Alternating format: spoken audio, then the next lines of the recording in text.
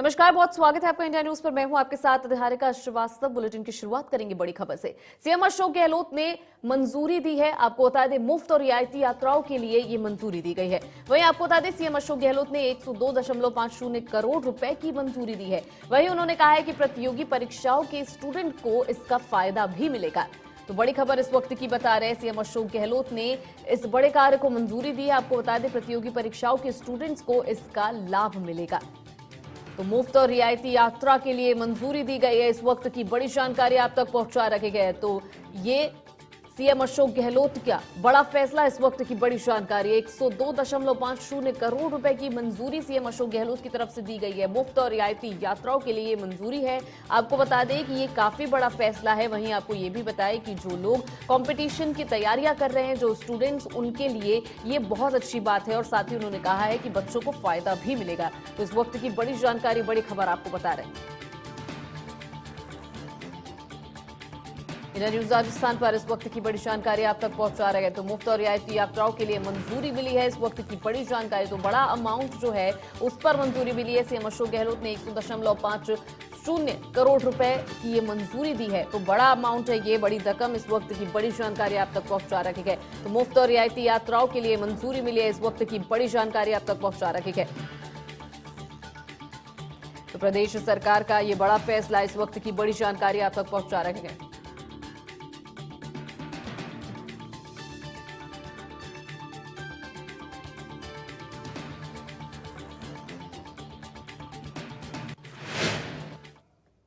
प्रदेश कांग्रेस का अधिवेशन कल। आपको यह भी बता दें कि सुबह 11 बजे से 3 बजे तक ये अधिवेशन होगा। बड़ी खबर है ये भी, बिरला सभागार में यह अधिवेशन किया जाएगा। आपको बता दें, CM Ashok Gehlot, PCC chief Dotasra यहां पर मौजूद रहेंगे। प्रभारी रंधावा, मंत्री, विधायक और पीसीसी पदाधिकारी भी यहां पर मौजूद रहेंगे। वहीं भारत जोड़ो यात्रा और हाथ जोड़ो अभियान को लेकर चर्चा भी होगी। बजट को लेकर सुझाव भी मांगे जाएंगे। तो इस वक्त की बड़ी जानकारी आप तक पहुंचाए। तो बजट को लेकर सुझाव भी मांगे जाएंगे। भारत जोड़ो यात्रा और हाथ जोड़ो यात्रा अभियान को लेकर इस तरह कई बड़ी बातों पर चर्चा भी होगी। आपको ये भी बता दें, सुबह 11 बजे से 3 बजे तक ये अधिवेशन चलेगा। तो प्रदेश कांग्रेस का अधिवेशन कल, इस वक्त की बड़ी जानकारी आप तक पहुंचा रहे हैं। तो इस अधिवेशन से जुड़ी सभी जानकारी आप तक पहुंचा रखे गए। तो CM Ashok Gehlot, PCC chief Dotasra भी यहां पर मौजूद रहेंगे। इस वक्त की बड़ी खबर आपको ये भी बता दें कि प्रभारी रंधावा, मंत्री, एमएलए और पीसीसी पदाधिकारी यहां पर मौजूद हैं। यानी कई बड़े लोग कल इस मीटिंग में नजर आएंगे। अधिवेशन है, भारत जोड़ो यात्रा और हाथ जोड़ो जो अभियान है उसको लेकर लगातार चर्चा होगी। इस वक्त की बड़ी जानकारी, तो सुबह 11 बजे से 3 बजे तक ये पूरा अधिवेशन चलेगा। तो बजट को लेकर सुझाव भी मांगे गए। इस वक्त की बड़ी जानकारी आप तक पहुंचा रहे। तो प्रदेश सरकार अलर्ट नजर आ रही है। आपको बता दें, प्रदेश कांग्रेस का अधिवेशन कल है। इस वक्त की बड़ी जानकारी इंडिया न्यूज राजस्थान पर।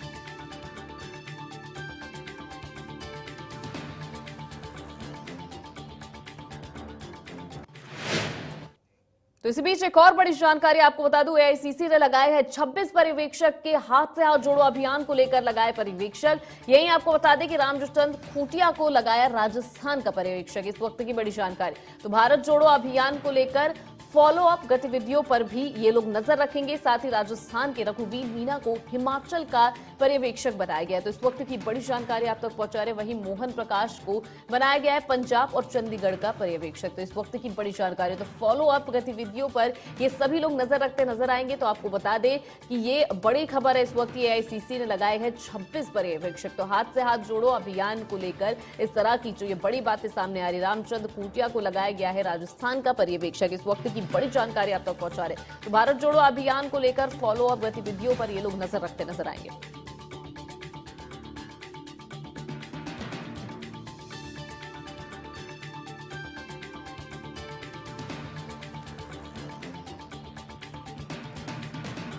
तो एआईसीसी ने लगाया है 26 पर्यवेक्षक। इस वक्त की बड़ी जानकारी आप तक पहुंचाए। थे फॉलो अप गतिविधियों पर रखेंगे नजर। आपको लिस्ट बता रहे हैं ये जो 26 पर्यवेक्षक है कहां कहां लगाए गए हैं। इस वक्त की बड़ी जानकारी। प्रदेश में सीनियर टीचर भर्ती परीक्षा पेपर लीक प्रकरण के लिए सांसद किरोड़ीलाल मीणा को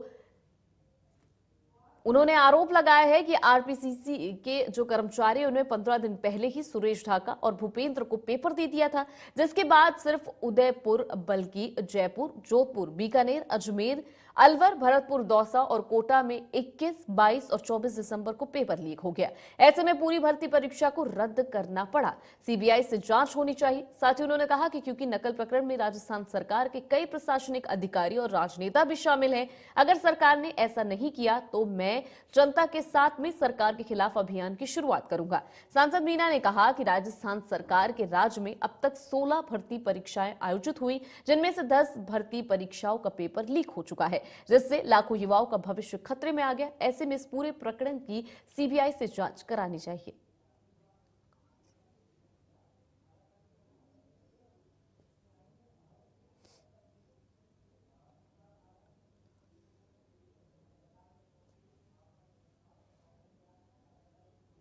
प्रदेश में सीनियर टीचर भर्ती परीक्षा पेपर लीक प्रकरण के लिए सांसद किरोड़ी मल ने सरकार को जिम्मेदार ठहराया है। आपको बता दें कि उन्होंने आरोप लगाया कि आरपीएससी के कर्मचारियों की मिलीभगत होने के कारण इस तरह के काम हुए हैं।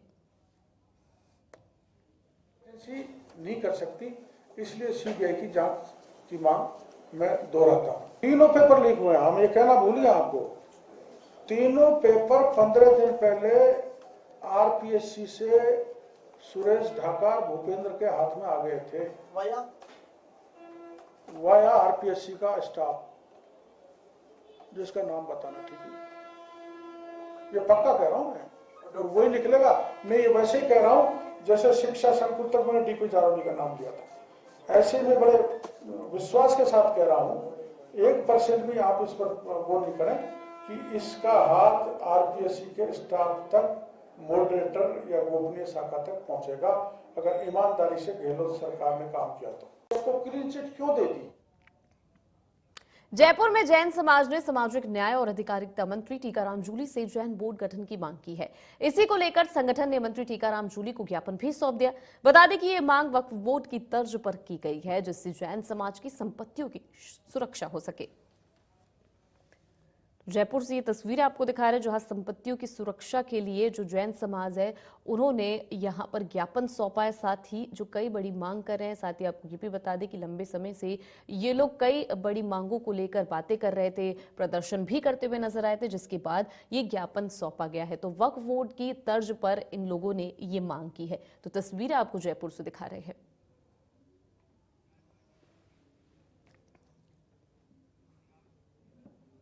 देश भर में कोरोना से जल्दी निपटने के लिए चिकित्सा विभाग की ओर से मॉक ड्रिल हो रही है।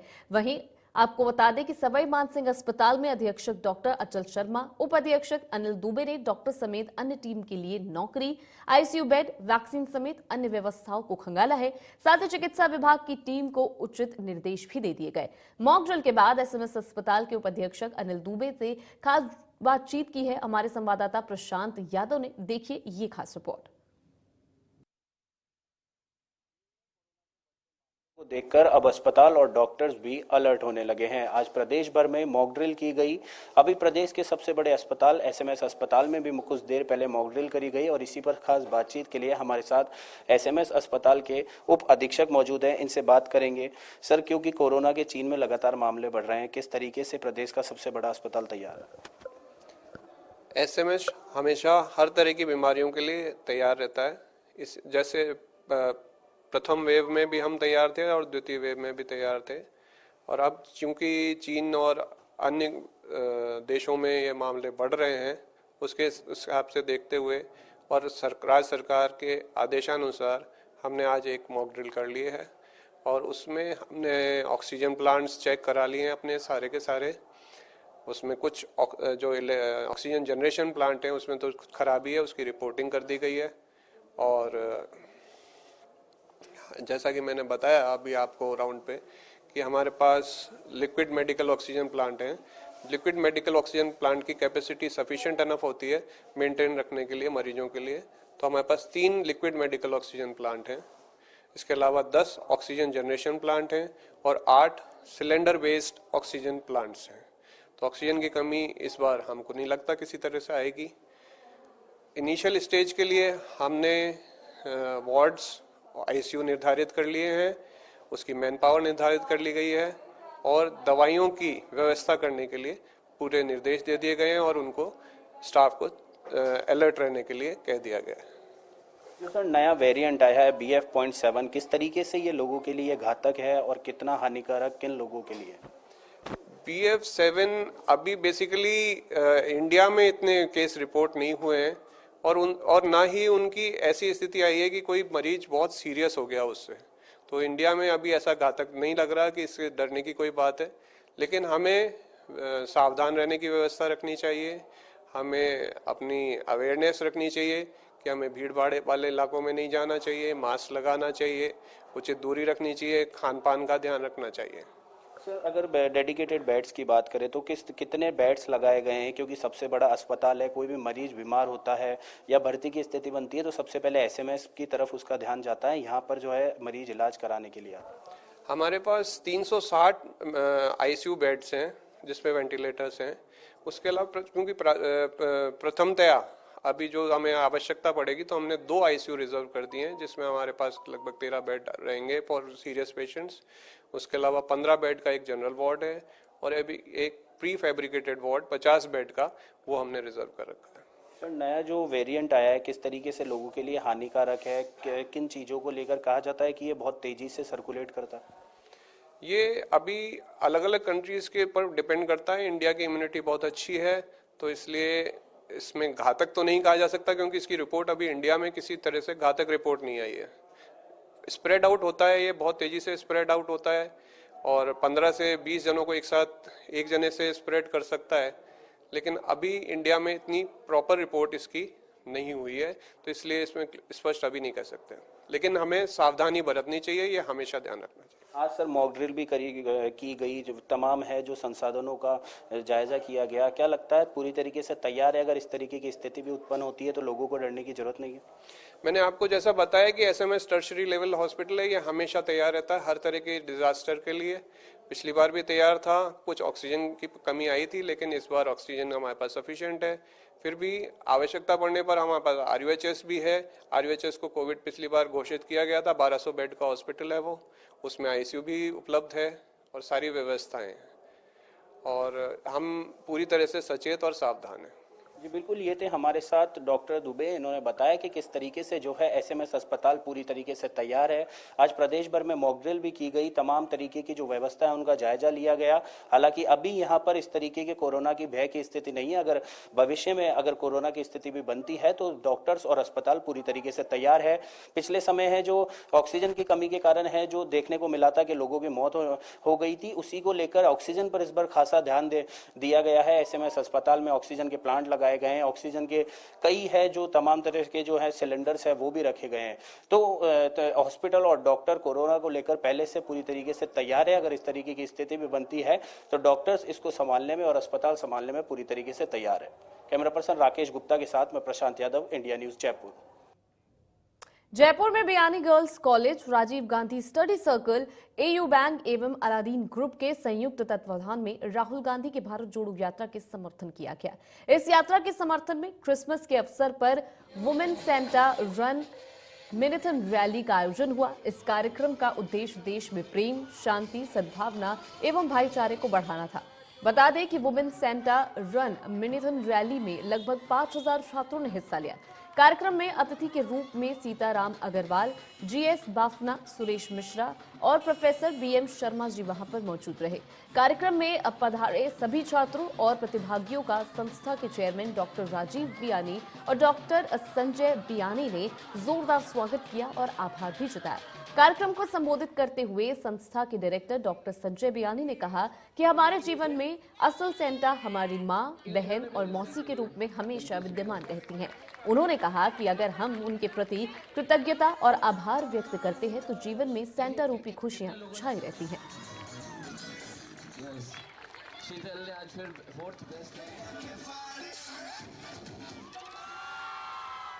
बहुत लोगों ने जो दिल से कौन जोड़ेगा, हम जोड़ेंगे, हम ये सब लोग आगे पीछे से भी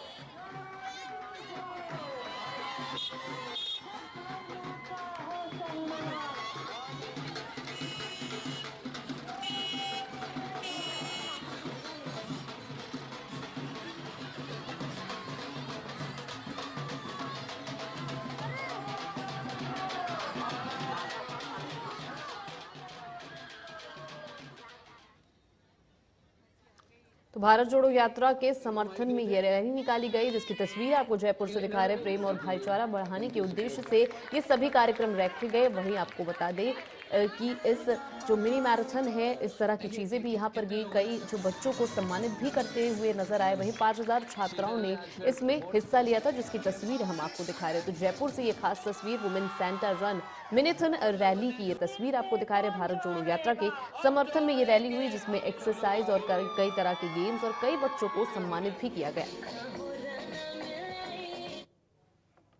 जयपुर में डिजिटल बाल मेला में 3 दिवसीय बाल सरपंच अधिवेशन का आयोजन भी किया गया।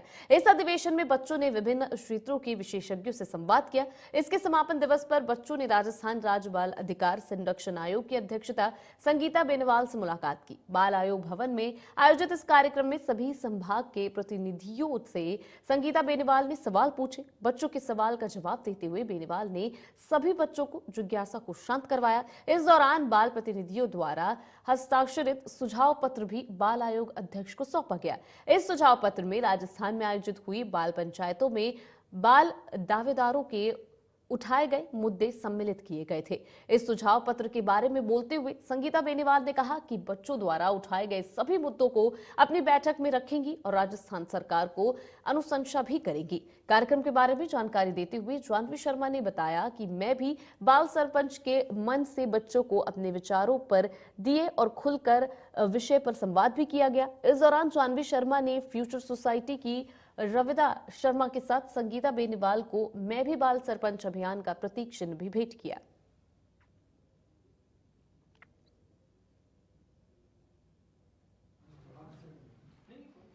और आपके द्वारा जो सुझाव पढ़े गए हैं, ये सब आपके अधिकार हैं। बिल्कुल आपने कहा है ग्राम स्तर तक पार्क की सुविधा होनी चाहिए, स्कूल तक जाने तक वाहन की सुविधा होनी चाहिए। तो आपके इन सभी सुझावों पर हम चर्चा करेंगे, हमारी बोर्ड मीटिंग में चर्चा करेंगे और उसके बाद आगे राजस्थान सरकार को अनुशंसा भी करेंगे, ताकि आप लोगों की को ये सुख सुविधा मिल सके और आपका जो बचपन है वह स्वस्थ बचपन, सुरक्षित बचपन के रूप में, और बाल आयोग की जो एक थीम है बाल मित्र राजस्थान, उसको परिपूर्ण करते हुए आगे बढ़े। खबरों में आगे बढ़ रहे हैं। राजस्थान खटेक समाज महासमिति की तरफ से जयपुर में वार्षिक मिलन समारोह का आयोजन किया गया। साथ ही राजस्थान खटेक समाज महासमिति के अध्यक्ष पद के लिए चुनाव कार्यक्रम संपन्न हुए। आपको बता दें कि समिति का अध्यक्ष भगवान सहाय परिडवाल को बनाया गया। वहीं कोषाध्यक्ष पद के लिए कमल पहाड़िया को चुना गया है। कार्यक्रम के मुख्य अतिथि सांसद मनोज राजौरिया और सीएम सलाहकार बाबूलाल नागर वहां पर मौजूद रहे। दोनों की उपस्थिति में नवनिर्वाचित अध्यक्ष भगवान सहाय परिडवाल और कोषाध्यक्ष कमल पहाड़िया को शपथ भी दिलाई गई।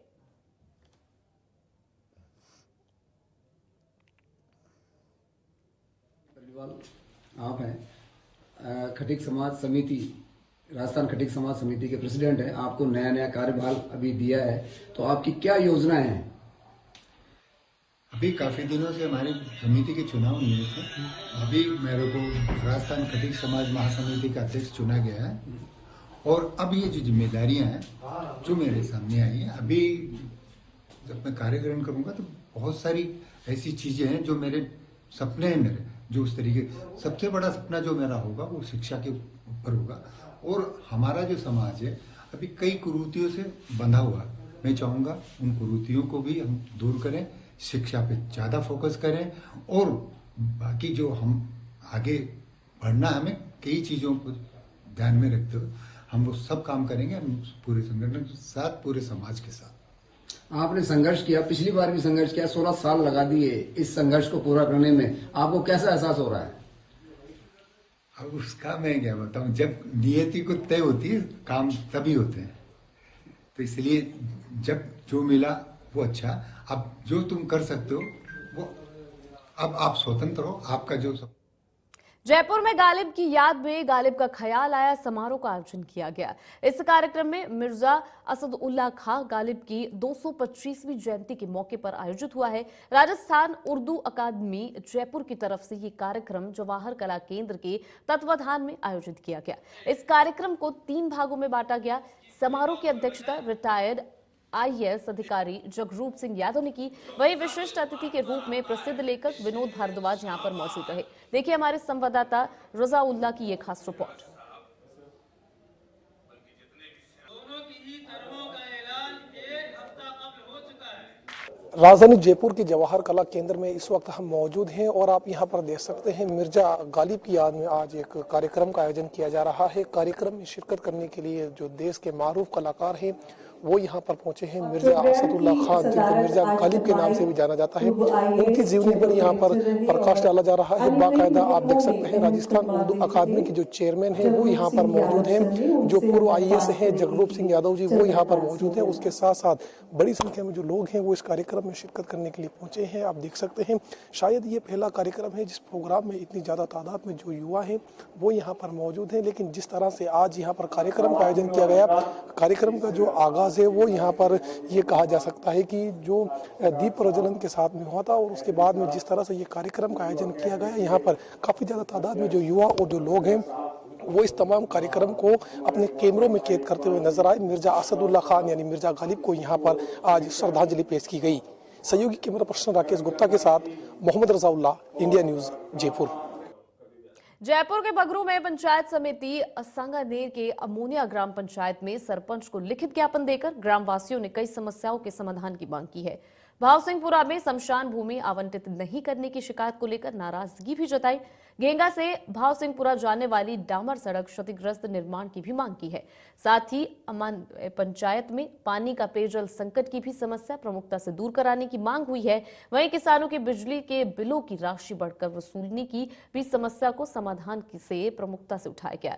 इसी के साथ टूटी सड़कों को लेकर भी सरपंच मदन लाल निठारवाल ग्राम पंचायत अरनिया को शिकायत दी है और समाधान नहीं होने पर आंदोलन की चेतावनी भी दी है। में जो भूमि आवंटित है शमशान की, उसको भूमि को आवंटित कराए और जो शमशान आवंटित हो रखे हैं उनका निर्माण करवाए। दूसरी समस्या ये है कि जो गेगा से भावसिंहपुरा रोड जा रही है वो बिल्कुल टूटी हुई है, तो उसका पुनर्निर्माण भी करवाए। तीसरी हमारी है जो किसानों के बिलों में वृद्धि हो रही है और जो बिल बढ़ के आ रहे हैं, ये मीटर लगवाए गए हैं, उनको हटाया जाए। और चौथी है कि जो ग्राम पंचायत अवानिया की जो मुख्य सड़कें हैं उनका भी निर्माण करवाया जाए। वो जो सड़कें हैं वो टूटी हुई है और इनमें से पानी की समस्या मूल है। तो पानी की समस्या के लिए सरपंच साहब को हमने अवगत कराया है। तो सरपंच साहब इस समस्याओं के लिए बोरवेल कराए, पानी की टंकी रखवाए। यही हमारी मूल समस्या है और इसके लिए हमने सरपंच साहब को अवगत कराया है। तो हमारी अपील यही है कि वो इस समस्या को आगे भी भेजें। सिमरा से एक नौजवान युवा भाई आए थे मेरे, तो इनके क्या है कि जो ज़मीन है शमशान की वो JD के नामांकन दर्ज है और ये ज़मीन राजस्व रिकॉर्ड में ग्राम गेगा के नाम दर्ज है। तो ग्राम गेगा में JD ने 2500 वर्ग मीटर भूमि 2017 में आवंटन कर चुकी। अब वो दोबारा एक ही गांव में 2 बार शमशान की भूमि आवंटन नहीं कर सकते। इसके अन्य अलावा ग्राम भावसिंहपुरा के नाम से राजस्व रिकॉर्ड में कोई भी सरकारी ज़मीन उपलब्ध नहीं है।